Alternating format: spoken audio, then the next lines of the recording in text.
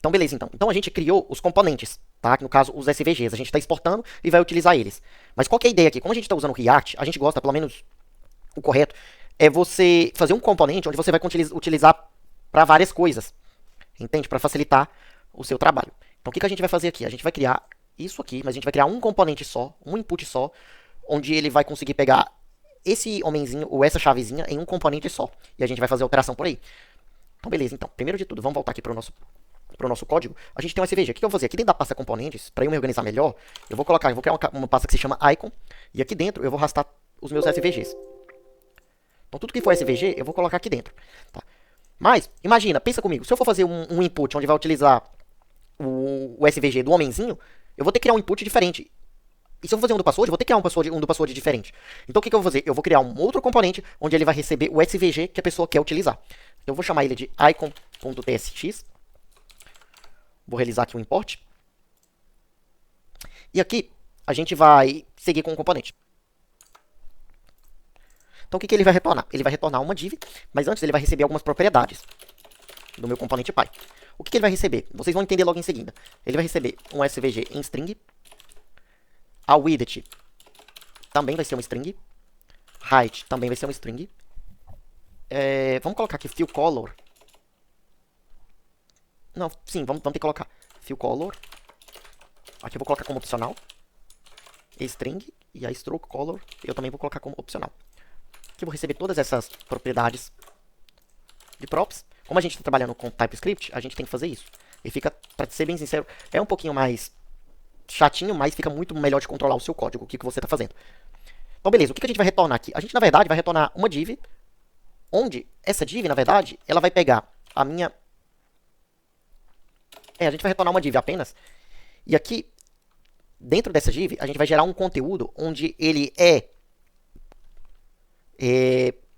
como se disse, condicional, isso, um conteúdo condicional. Aqui o SVG, ele vai ter que ser igual, por exemplo, vamos importar aqui em cima, vocês vão entender logo o que eu estou falando. Vamos importar aqui o SVG password. E vamos importar aqui o SVG person.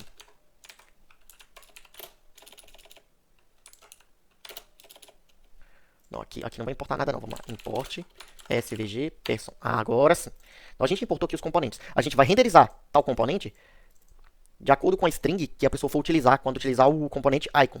Tá? Então, por exemplo, quando for escrito SVG password, vai me renderizar o componente password. Então vamos lá então.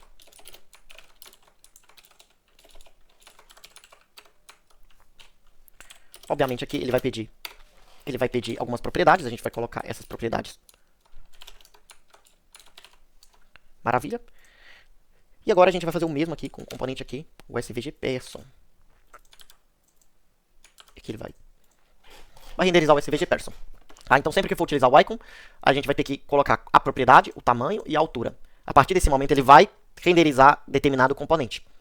Beleza? Vamos fazer o teste? Eu vou aqui na minha pasta, na minha page, então, aqui na minha página principal, e eu vou importar o icon. Olha, inclusive, já me apareceu aqui, vou fechar ele, mas obviamente ele está pedindo coisas obrigatórias, propriedades obrigatórias. Aqui no SVG, é aqui que é o chan. Aqui no SVG, aqui no meu componente icon, deixa eu colocar ele aqui pertinho, eu coloquei que se for a string SVG password, vai renderizar o SVG password. Então vou colocar essa string, vou colocar aqui o tamanho 34px e o widget 34px. Guardei, vamos verificar. Olha lá o que apareceu. Apareceu corretamente, tá? Maravilha. Agora a gente já tem a possibilidade de trabalhar com diversos SVGs de acordo só com esse componente o icon, onde aqui eu vou ter que determinar a string para ele ser renderizado, a altura e a largura. E sempre que eu precisar adicionar novos SVGs, eu vou colocar nesse documento aqui. E aí eu posso adicionar uma nova linha e assim por diante.